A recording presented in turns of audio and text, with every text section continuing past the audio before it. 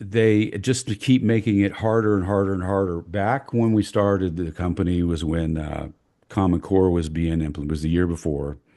And every district person I talked to would say, we're rigor. We want it to be more rigorous. Rigor, rigor, rigor. That's all I heard was rigor.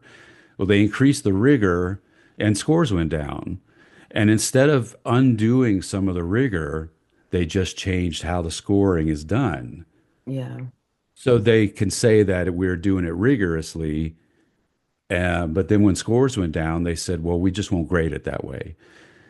A good example is that in a lot of elementary schools, they do a process of grading where they grade now instead of one grade for math, you might get 20 grades. So they're doing each standard grade. Right. And then I can pinpoint a county, for an example, where you had to get at least 65% of the standards correct to pass math. Right. Well, then an unusually high amount of kids started failing math. So what did they do? They said, okay, 40% of the standards right, and you can pass math.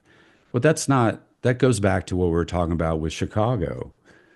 You're now letting them pass and they don't know it. They don't know the Yeah. material. Right. Maybe we should not be teaching it so young. Maybe we should loosen it up a little bit and make it easier enough for them to understand. It's very Yes. think about teaching a kid dividing fractions, and they've never even handled money hardly at that age. They've Right. never handled anything of real consequence. They play video games, they play whatever.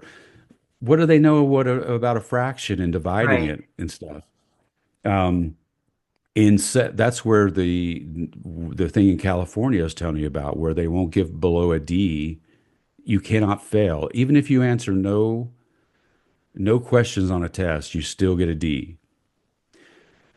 That's where that comes from, is because they made the rigor so hard that when the kids started failing, they said, well, we got to have more kids passing.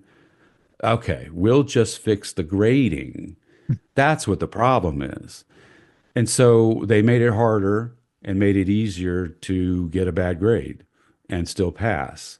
And that's when I think I can't remember if it was you earlier or if we were around here, but there's a lot of common sense things that go on that I just don't understand. That I think if I had been running the education, I would have said, why don't we go back to making dividing fractions maybe seventh grade? Yeah. But Maybe we should make it a bit easier for that age group.